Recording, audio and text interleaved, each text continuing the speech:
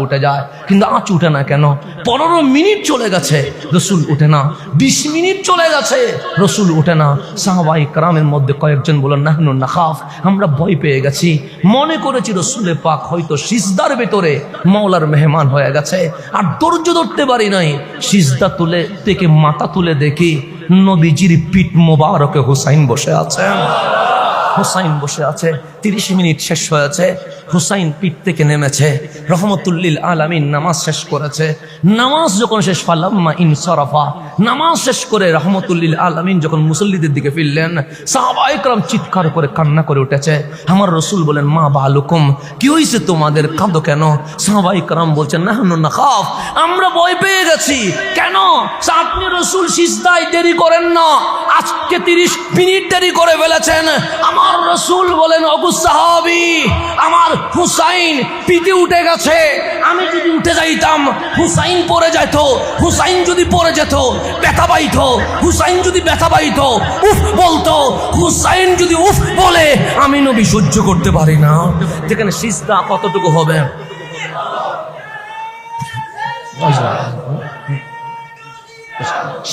সিজদা কতটুকু হবে? কতটুকু হবে? এক হাত হবে। এখান থেকে হুসাইন পড়ে গেলে তো পা ভাঙবে না, হাত তো ভেঙে যাবে না, কিন্তু এতটুকু থেকে পড়ে গেলে রসুল বলে আমি সইতে পারবো না। হুসাইন ব্যথা পাইলে নাকি সইতে পারে না। কিন্তু আপনি 10ই মুহররমের দিকে চলে যান। 10ই মুহররমের সকাল হয়ে গেছে। আমার হুসাইন সৈয়দুনা জাইনাবকে ডাকলেন, ওগো আমার বোন, আজ আমার রওনার সময় হয়ে গেছে। আজ ইমামুল মুরসালিনের সাথে দেওয়া ওয়াদা রক্ষার সময় চলে এসেছে। তুমি জানো জৈনাব, আমার কপালে রসুল চুমু দিয়েছে, আমার গালে রসুল চুমু দিয়েছে, আমার টুটে রসুল চুমু দিয়েছে, আমার বুকে রসুল চুমু দিয়েছে। এখানে আমি আরেকটা কথা বলতে চাই। হযরত ইসমাইল জবিহুল্লাহ এসেছিলেন মক্কায়। মা হাজেরা ইসমাইল জবিহুল্লাহকে খানায়ে কাবার চত্বরে যখন রেখে দিয়েছে, ইসমাইল জবিহুল্লাহর পায়ের বাড়ির চুটে খানায়ে কাবার পাশ থেকে জমজমের পানি বের হয়ে গেছে। আপনি একটু সামনের দিকে চলে আসুন, বৃষ্টি মতো অন্যদেরকে একটু জায়গা করে দেন। একটু সামনে, আমি একটু দ্রুত করতে হবে যেহেতু আমার হুজুর চলে এসেছে, আমি দ্রুত করব। আল্লাহুম্মা সাল্লি আলা, আমরা বাইরে যারা প্যান্ডেলের বাইরে দাঁড়িয়ে আছে ওদের একটু বসার জন্য সুযোগ করে দিই। আপনারা একটু সামনের দিকে সামনের দিকে। বৃষ্টি হচ্ছে, বৃষ্টির কারণে ভাইরা কষ্ট পাচ্ছে, তাদেরকে বসার জন্য একটু সুযোগ করুন। আলহামদুলিল্লাহ, বৃষ্টি হওয়া ভালো, বৃষ্টি হওয়া কি ভালো।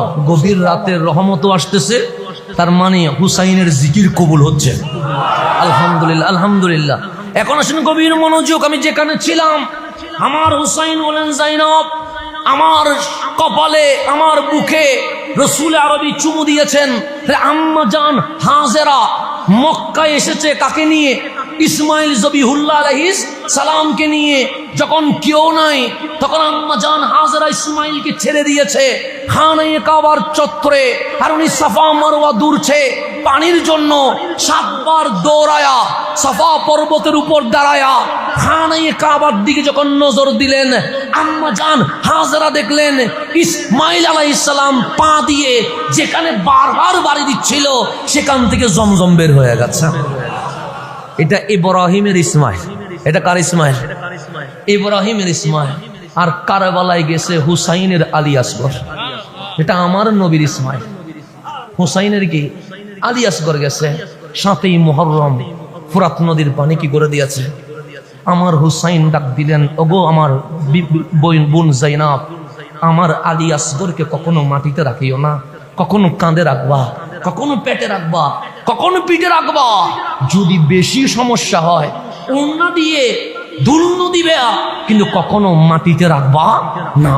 7ই মুহররম থেকে 1 দিনের জন্য সৈয়দুনা আলী আসগরকে ইমাম হুসাইন মাটিতে রাখে নাই, মাটিতে রাখে নাই। কখনো কাঁধে, কখনো পিঠে, কখনো পেটে, কখনো উন্না নিয়ে দুলনায়। ইমাম আলী মাকাম ইমাম হুসাইনকে জিজ্ঞেস করেন, কারবালার এই মুহূর্তে, বিভীষিকা মুহূর্তে আলী আসগরকে মাটিতে রাখেন নাই কেন? তখন আমার হুসাইন উত্তর দিবে, হাজেরার ছোট্ট ইসমাইলকে মক্কার চত্বরে রাখার কারণে ইসমাইলের পায়ের বাড়ির চোটে জমজম উঠে গেছিল। আমি যদি আলী আসগরকে কারবালায় ছেড়ে দিই যাইতাম, আলী আসগরের পায়ের বাড়ির চোটে জমজম উঠে যাইত। হুসাইন কারবালায় জমজম দিতে আসে নাই, রক্ত দিয়ে নবীর দিন বাঁচাইতে আসছে, নবীর দিন বাঁচাইতে আসছে। সেই জন্য আমি আমার আলী আসগরকে মাটিতে রাখি নাই। আলী আসগর যেন একবারের জন্য মাটিতে না রাখে। কেন? আলী আসগরের মাটি যদি কারবালার জমিনে বাড়ি মারে জমজম বের হয়ে যাবে। ওগো আমার বোন যায়নাব, আলী আসগরের কদম থেকে আমি জমজম দিতে আসি নাই, আজ আমি কামলিওয়ালার কদমে নিজের খুন দিতে এসেছি। কেন? আমার রক্তের বিনিময়ে উম্মতে মুহাম্মদীকে মাফ করা হবে। আমার হুসাইন প্রস্তুতি নিয়ে নিয়েছে। এটা কোন হুসাইন? যিনি কাঁপলে আমার নবী নাকি সইতে পারে না, যিনি সিজদা থেকে পড়ে গেলে রসুল নাকি ধৈর্য ধরতে পারে না। আজকে কেমন হুসাইন?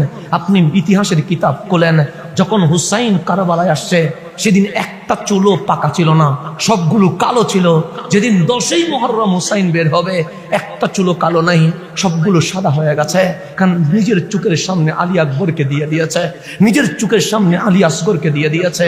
আজ পাগড়ি পরে ফেলেছে, শেরে খুদা আলী মুর্তজার তরবারি নিয়ে নিয়েছে।